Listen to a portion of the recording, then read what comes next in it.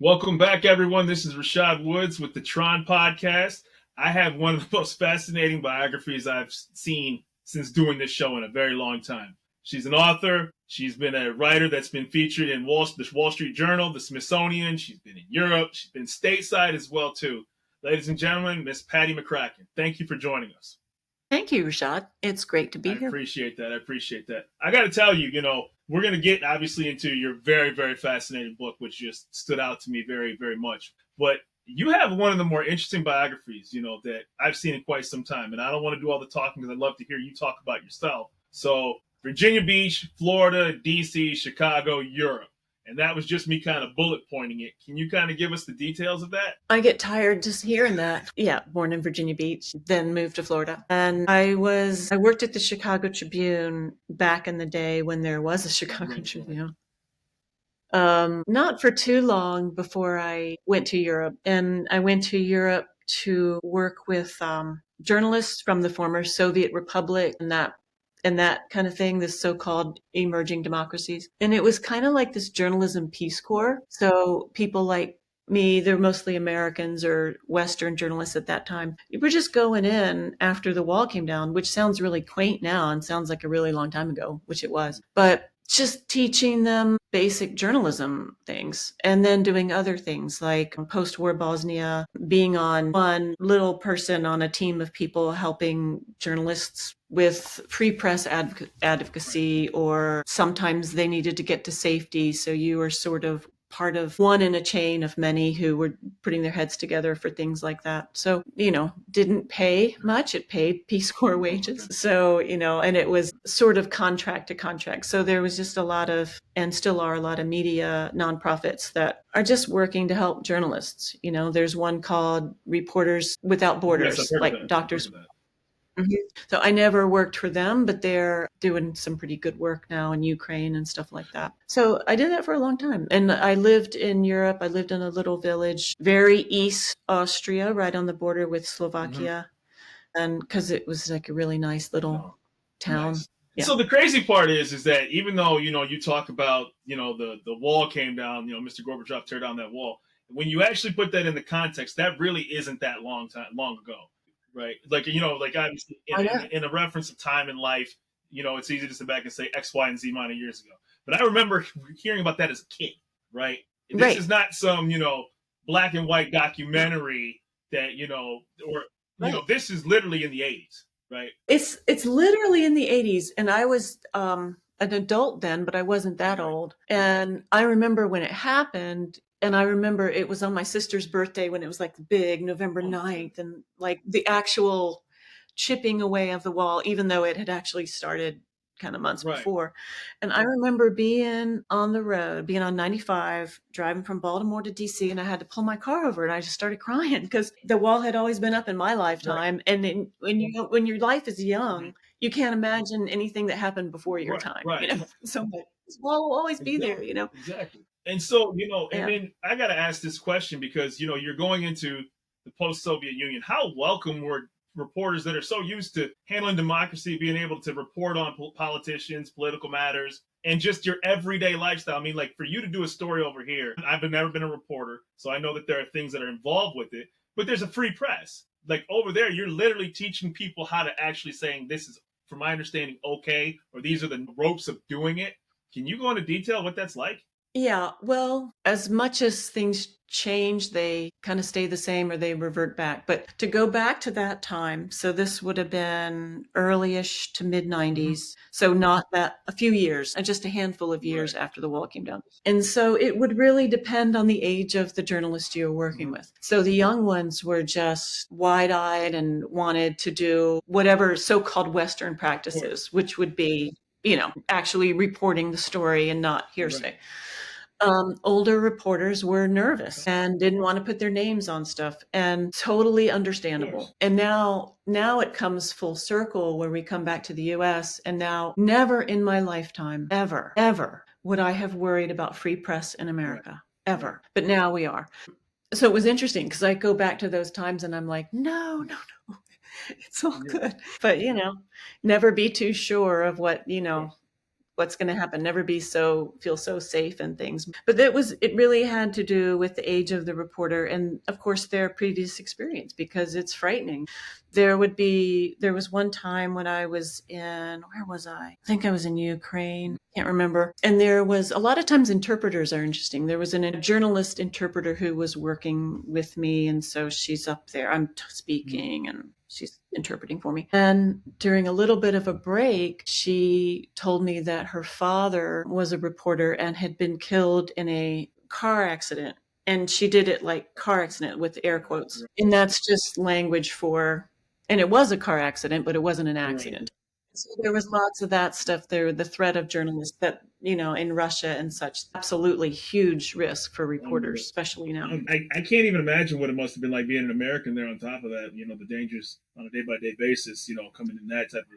You're braver than me, because I don't know if I could have had the stomach to do that. It actually wasn't in Russia. I was in Algeria for 4 months, and that was a danger for Americans to be there. So, because they had sort of, this don't go anywhere by yourself and, don't walk the same way to work every day and that kind of thing. Because there's just a little bit of but you don't say you get used to it, but you're aware of the dangers. And there are certain, and you're lucky as an American because you do have certain protections that other people don't have in other countries. You do have a State Department that can get you out and things like that. Yeah. So just really quick, you also you have a night fellowship too, as well too. I saw that as well too. So just briefly, did you ever major in journalism in college or anything like that? So how did you? Because I see that. And I was curious, like, how do you get your foot into something that goes from local in Chicago to international? So were you reporting on like international things even locally? No, I started as an obit writer at the St. Pete Times in Florida when I was 19 years old. Wow, really? Yeah, and I wasn't even on the main desk. I was in the little satellite office. Okay. It was part-time. I loved that job. That was great. It was great place to work, and it's now the Tampa Bay Times, a great newspaper. Yeah, it's a great newspaper, and they always do they just have lovely writing in that newspaper and lovely reporting. And as a child, as a teenager, I used to read. There was a guy, I don't know if he's still there. He was a reporter named Tom French, and I just remembered his byline because he was such a great writer, and I was like 15 and 16 years old, and I want to write like Tom French because he's just he wrote this article one time about a Bruce Springsteen concert, and it was just like, I like Bruce Springsteen, and I came to love Bruce Springsteen, but maybe I came to love him because of this article that was just like vivid, and it reached you so great. Right. Yeah, really just excellent, lovely writing. Awesome. So I aspired to be like Tom French when I was in high school. I want to get to the book that you wrote, but I did have a quick question real briefly about you being a reporter and how people report now. Everybody who has a YouTube channel is a reporter now, right? Everybody can suddenly... Have you found that the access to technology and AI has helped or hurt the profession? I'm no friend of AI, so we'll just leave it at that. As the technology, that's a tough question. You should be a journalist. I'm uncomfortable. I'm very, in a certain way, old school about journalism, is that journalism shouldn't be activism. Right. But that ship sailed a long time ago. Now it's really a matter of, it's tough. It's a tough one. And I think that there's a lot of good reporting that's going on still. There's just not a lot of outlets for that reporting that are accessible to everybody. Right. Or that everybody will go to. So it's difficult, when they tailor your journalism like as a menu. Got it. It's difficult. I respect that. And I think, that's why I was so curious about that question, because you'll find out there's a nice little happy medium between embracing technology versus like, no, this is the way things are supposed to be done, and not in an entertainment or a auto-generated auto feed to feed your particular impulses kind of a way, right?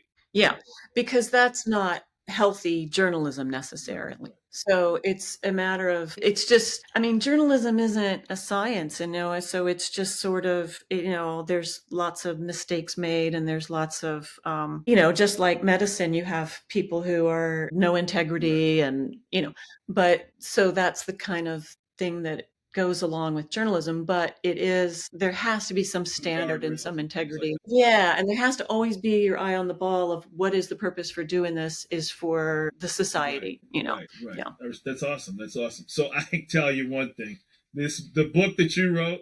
I don't want to talk on behalf too much of your book because you're the author of it. But this story was like this was so buzzy to me when I saw the Angel Makers, ladies and gentlemen, and I'm like, I could watch something like this all day, right? I could picture the grainy, the black and white, situation if that took place. I don't want to overtalk that, but the highlighting points that I read about this were so fascinating. So please talk about your book. It's a crazy story. It's a book called The Angel Makers, Arsenic, a Midwife, and Modern History's Most Astonishing Murdering. I'm looking down in case you're doing that. Yeah. Please. We want to get the book on this show. Yeah. No, I just had to, the subtitle's long. Yeah. But it's a true story about a midwife in Hungary not that long ago, about 100 years ago, who was dispensing arsenic to the neighbor women who she saw were having difficulties with their husbands. And so she would say, "Why are you bothering with him? I have a solution." Yes, it's rough. "Why are you bothering with him? I have a solution." And she literally had a solution. She literally had an elixir in her little apron pocket. When you check this right now for arsenic in it that I have right here. That's every man I talk to about this always is like, they get all worried, like, should I be worried about my drink? And the women are like, yeah, sister. So it's like the audience. It's funny. It's to a T. The men get all nervous and twitchy. So yeah, she did this she wasn't the only one. There were other women in the village who were doing this. There were other women in Hungary, other women in Europe. But for her, it was a business, as her grandniece told me. Her grandniece says, yeah, for Auntie Susie, it was a business. And it was. And she made quite a business out of it. And when everything came to light, at least 162 men had been killed. But the prosecutor thinks it was, in the hundreds, 300s, yeah. So some of the bullet points I saw was that some of them were the disabled husbands from World War One. So they came. Yeah, some of them. You have to be careful what you read on the internet, and that's what I spent 12 years working on this, 12 years plus on this book, research and writing. I lived not far from the village when I was in Austria, so I had access to the village. I hired a local historian to help me with this, and there is a lot of information out on there's not a lot of information. There's the same repeated information on the internet, which doesn't give much to it. There were not necessarily, they were disabled, but some were disabled. They were disabled in the way that what war does to a man. Okay. See, because I just saw that bullet point. So that yeah, and I do appreciate this opportunity to talk about it because this was a village that this was a culture already, and this wasn't just Hungary, everywhere, because women are treated as second-class citizens, where it was standard that a wife would be abused. It was just they used to have a strap on the front, near the front door, called the obedience strap. That wasn't for the dog. Yeah. And so these were women who were used to a certain amount of abuse, just as culturally. But there was also there's no place to go, right? It's not like there's no women. Right. You can't call the police. There's no women's shelter. You can't call 911. Right. They didn't even recognize it as abuse. They thought, a good husband was one that didn't really beat his wife all that often. That's terrible. Right. And then you put alcohol in there, and there was a lot of alcoholism there. But then, you also put young men and young boys, 18-year-old boys, going off to war and fighting on the most horrible front. And they also had no help. They also had no mental health or anything, or any drugs or anything that could help them. And so you send them back into a tiny little house with a little bit more alcohol. Confined spaces and lots of, Yeah, so you've got a pretty volatile situation that then gets much more volatile. So that was sort of the situation as it was. So a lot of these women, protecting their children in a way. Some of these women were protecting their children by doing this. And some were, their lives were maybe a little bit more peaceful when their husband left because, they weren't being abused, and then he comes back. And then some were just downright awful and killing very decent people who, so there's all kinds of reasons, and they weren't getting caught. because there are no police in the village. So people were like, why are they doing this? Became, why not? Oh yeah, My cousin did it. came from. Exactly. I do have a question, Yeah. and obviously advances in science and medicine worldwide have made things like arsenic less likely to end up in a household. Like, what was it used for? How was the access to something like that back then? Yeah, well, Auntie Susie, who was the midwife, she got it from flypaper. You stick those Yeah, strips of flypaper up. Yeah. Well, if anybody's listening, they don't put arsenic in flypaper anymore, so don't let me get any right. idea. Yeah. So her way was she would distill it from the flypaper. It was a pretty painstaking process. She took like a few hours where she would just distill it, and then it'd just become this kind of powder. But it was in a lot of things, but it was mostly that, or yeah, catching flies on this blue stuff called flystone, which looks like a pool chalk, looks like that. Yeah, so it was around, and it was easy because it was accessible, and because you really can't detect it, you can't smell it, and it masks, so when they called the doctor, it's like, oh, he's got a stomach ache or he died of a heart attack, and so it could mask anything, and plus they had Spanish flu at the time, and people coming back with war injuries, like, oh, he died from, Mixed right in with and it. so it was real easy to just say he died of something else. So obviously, and I took notes about this because it was so fascinating to me. So it looks like in 1929, and various family members and friends of Auntie Susie, decided they were going to poison X, Y, and Z and do X, Y, and Z. How did word start getting around that there could be something deeper than just random deaths? Well, they had been suspicious for quite a while, but you never imagine your next door neighbor's doing something, or you never imagine your wife is going to do something. But people were sending anonymous notes to the town clerk, who was like the mayor, kind of like mayor, and he just didn't believe them. And he was of sort of the gentry class, so he felt he was a step above these peasants, and that, oh, these silly peasants are just being Annoying. dramatic, Right. annoying him because he wanted to go hunting and he didn't want to bother with it. And so when literally a new sheriff was in town, when there was a new town clerk appointed, he found a bunch of anonymous notes. And at the same time that he was finding these anonymous notes, an attempted murder happened in a neighboring village, and it was connected to Susie. Right. And so that guy didn't die, and he reported it. So it was kind of this perfect storm of things that kind of go, okay, now we're paying attention. Yeah. And there was one that had happened several years earlier that the doctor was very suspicious about. It was a friend of his, and he's like, this is not right. I just saw this guy last week. Something's going on. Right. And he's asked for an autopsy in the main town, and they were having money troubles. It was after World War I. The city didn't have money to do to investigate the death, so they said no. And that kind of came back to bite them, because people were like, you knew about this, 5 years ago, 6 years ago, and you could have prevented all these other deaths, Absolutely. Yeah. So what was the aftermath of all of this? Was there, okay, so obviously I saw some people were sentenced to jail, some people were sentenced to death. Did it start to fade away from public memory that this particular instance happened? No, it was massive internationally. And this was, and you think about it, this was just the time when radio was coming around, and they had foreign reporters there and stuff. It was massive. New York Times covered it. Chicago Tribune covered it. I mean, it was huge. And the trials were enormous. They had to sell tickets to control the crowds. I mean, people were out for blood for these women. And the newspapers were not kind to them. The newspapers called them all kinds of horrible. They didn't call these women, they called all peasant women were horrible, And so people were out for blood.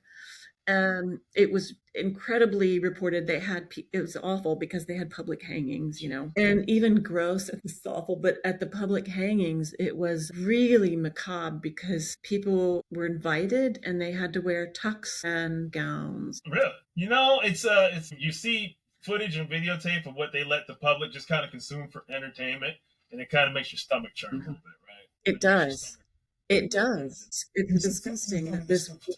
You see kids attending like a public execution. You're just like, oh my God. Well, I know. So you're in that area when you're a reporter. And so how long did you actually become knowledgeable about? You always knew about these things when you were based in that area, and then how did your research start on this? I was just like anybody. I was looking for a story to do. I was just on a Sunday afternoon, I remember it. And I'm like, there was this one little thing on it at that time. This was like way long ago. And it was kind of snarky the way it was written. It was kind of tongue in cheek, but I thought, well, I'm just curious about it. And my neighbor was a photographer, really great photographer at the time. I mean, he's still a great photographer, but he's not my neighbor anymore. But I said, Harold, do you want to go on a road trip? And he's like, yeah, that sounds good. And so we started with a road trip, and I had an interpreter with us, and it just kind of went from there. I just at first did an article on it, and then it just stayed with me. I found myself, talking about it at parties and stuff. And I just thought, wow, so I sold it as a proposal. Nonfiction, you sell to a publisher before the book is written, and you sell it like an idea of it. And so I sold it to the publisher. And then when I went into the archives and started doing it, was scary because I felt like I'd gone fishing and I caught a whale. It was like, this is huge. I don't know what to do with all this. I've never written a book before. Right. Oh my God. And it was great to have that information, but it was really like an out-of-body experience. Like, I'm really writing about this situation. And I'm like, me? I've never written more than 1,500 words at a time, and now you wanted me to write 100. I just didn't know where to. I was like, I am way out of my depth with this. I don't recommend anybody do that. So when you're writing this, were there great? You talked earlier that there was a great granddaughter. Were there other descendants that were openly knowledgeable about this particular situation that took place? It was interesting because when I went there originally for the article with Harold, the photographer, and we were told, go over to the librarian. She knows about it. And so we went over to the librarian, and we're sitting at this long table. It was weird because we were all sitting. It was like, she was a really forceful personality. So some people have that energy where you're just like, and we were like three of us sitting at this table, and she's way at the top of the table. And it felt like the force of her energy had like pushed us down. And we're sitting, and the interpreter said, hold on a second. And the interpreter turns to me, and she said, this librarian, she just told me that she's the grandniece of the midwife. Wow. Right. So she didn't lead with that. Of all people. And it took her an hour and a half to get to that. And that blew me away because that's when I really realized that everybody in this little village is descended from a victim or a perpetrator or both. Yeah, no doubt. Everybody was affected. So what they know about it, everything was swept under the rug. So she found out the grandniece was also not her husband, but her ex-live-in boyfriend. She said, oh yeah, I was reading about it. And she goes, oh, and I realized why my ex-boyfriend's mother was orphaned. Oh my God. Because both of her, the mother of her killed her dad and then went to prison. But they didn't know it. She had to read it from an outside source, this Canadian Hungarian historian who did it. I mean, imagine that much trauma and that much shame. It's unbelievable. And I say this very respectfully about the situation. That kind of, because it happened right after World War I and then World War II happens right in between, a story like that gets really, really lost about something like that. Right. Exactly. Because World War II, for us, World War II started later, but for them it started, they had Mussolini in 1925 and they had, so they had all that stuff going on right quicker, than we did. And so they were dealing with all kinds of junk that, right away. Right. And already traumatized by one war and about to be traumatized by another one. And then the stock market crashed, so they had, that affected them too. Struggle. And so I didn't even hear, but I think I heard about it in passing at one point, just in the context of maybe inside of something, but I didn't realize the depth of it until I started, looking about what you wrote. I was like, wow, this is sandwiched between, these two cataclysmic events, Yeah. And that's why we probably didn't hear about it. And I have to say mine is the book that actually tells the story. It's the first time it's ever been told in this depth in Hungary or anywhere in the world. So I'm honored to be able to tell the story because as difficult as the whole situation was, this was a community that was deeply affected by it. And these were women most of them were just struggling and would not have otherwise done this. And sometimes Auntie Susie did it for them, quote unquote, without their okay. Right. Yeah, and they suffer tremendously under this. So just briefly still on this topic, are there any historical markers, or monuments to kind of say that this is what happened, or is the town kind of like moved on? The town hasn't moved on. I think the town wants to move on. But it's sort of like if you think about Germany, the first thing you think about is Hitler.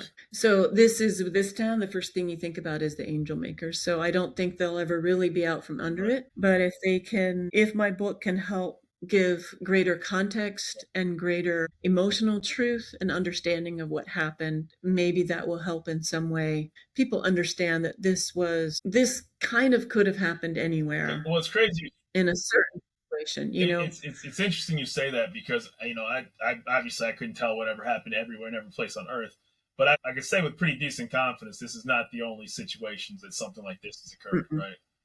And this was kind of, I mean, it's bizarre how relevant it is today, and it's bizarre how much more relevant it is even than when I started writing it. This is kind of their Me Too. This was their, act of desperation, and they had been ignored, and they're still ignored. There's still no police force in that town. Not yet. That even now, 100 years later, there's no police force in that. No, even by law, there has always supposed to be two appointed there, but there still isn't. So, they just had to fend for themselves. That's a deep story. That's a really deep story. And that, for you to be there and be able to actually have that interview and interaction, see those places where everything took place, I just want to say that that's amazing, and I hope that the book does tremendously well, because these stories are always, number one, need to get out. Number two, they're just, hearing about that is so interesting, right? It's so interesting. Yeah. To find out, different cultures and to immerse yourself in that for 12 years. That's amazing. Well, I owe it to my historian assistant who laid all the groundwork, and they trusted him because he was, spoke like them and had the same background as they did. But this could happen anywhere. And I think I wrote it, even though it's all a true story, I wrote it as if it were a novel, because I didn't want it to be dry facts of just like this happened. Right. That's why it took so long to report. That's why it took 12 years to really report, because I had to kind of recreate the DNA and find out exactly what happened and what was doing what, and weed was growing in their backyard and that sort of thing. But I felt it was important to really tell the stories, because so we can relate to it. You can relate to, brothers and fathers going off to war, or you becoming 18 and going, oh gosh, I have to sign up for the draft. And whether you are actively putting yourself in the military or being drafted, still a monumental thing. I never served, and I always give props to everybody who did and continues to do so. But when you said that, it was amazing, because I graduated from high school in 2001, right? And, and 9/11 happened 3 months after I graduated. So I had a friend, I'm in college, I'm in my dorm, and then I'm messaging him, in like February, March time, and, he had already gone to the Army, and I'm in my dorm room at Michigan State. And he's like, I'm in Baghdad, right? And you're just like, I'm like, holy, like, yo, in this short amount of time, we went from having, I don't even remember what class we had together, to this guy's in Baghdad, right? And here I am, and so like that dynamic of what you talked about is like, 1 minute you're a kid, and then you're in not only just adulthood, but in you're a soldier in the Army. That's right. And so you've got friends signing up, which is just mind-blowing. But it's also the fact that there is the threat that, you won't sign up, but the government will sign you up. So you as a guy would have to have that worry. Is this going to get bigger? And am I going to have to go there? Absolutely. So, I find your story completely fascinating. And just briefly, what are you doing stateside now? Stateside, still promoting the book. I'm a ghostwriter and I'm a writing coach, and sort of looking at sort of other options related to the book without sort of going further into that. And looking for the next big story. Dope, that's dope. And like I said, if you uncover anything that's anywhere close to something like that, I would love to read about it, because stories like that deserve to be told. And a lot of things get buried over the course of time. And to be honest with yourself, Wikipedia is not always the truth, you did your research on this. Yeah, Googling something, this is my big thing, as people say, I Googled it. That's not research, that's Googling. Right. You got to go to the person who was actually there or actually did the research and taught. And I'm sure there's a lot of writers who that's not true.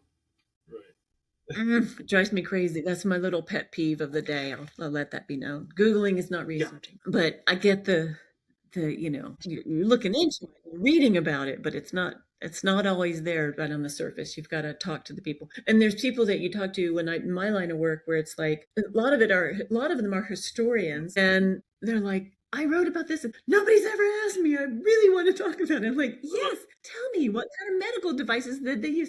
And they're so excited to talk to you. And they have all this information, and they're actually pretty animated people because they live in that Absolutely. world. That's why they became historians, and they studied that one thing. And so they're really fun to talk to, and they bring it alive for you. So I met a lot of great historians of these really arcane topics, that at a party they might be boring, but for somebody like me, it's like, that's so cool that they had all this stuff, or that's so cool that they did this kind of thing. LexisNexis was my friend in college, right? So yes, that was my friend. Yes. So good journalism. It was awesome. Yeah. So I know I've taken up more than enough of your time. Your background is absolutely exquisite. I wish it looked the same where I was at right now. It's nice and gray and 40 degrees and pretty. It is nice. I'm very lucky today. So did you have any questions for me before we wrap this up? And again, I appreciate your time so much. No, I'm excited. Now I want to sort of hear more of your episodes. I like the idea of the randomness of nothing. It brings everything. And I'll be honest with you, I wasn't smart enough to do, I had to talk to people smarter than me. And that's why I did this show, because I'm the curious guy, and the people who have the answers to the question I was seeking are people like you. Curiosity is the best thing. I bet your teachers loved you when you were in school. We're going to leave it at that, because I won't, any of my former teachers watching you're the first that probably said that. But no, I talked a lot. No, I'm sure there are ones that they were like, yeah, he's the guy. Not the math teachers. The math teachers never want you to be curious. Like, it is what it is. Don't ask me. The answer is the answer, so to speak. So, all right. Absolutely. Back to Jack, and I appreciate your time so much. It's been awesome. Likewise. You too.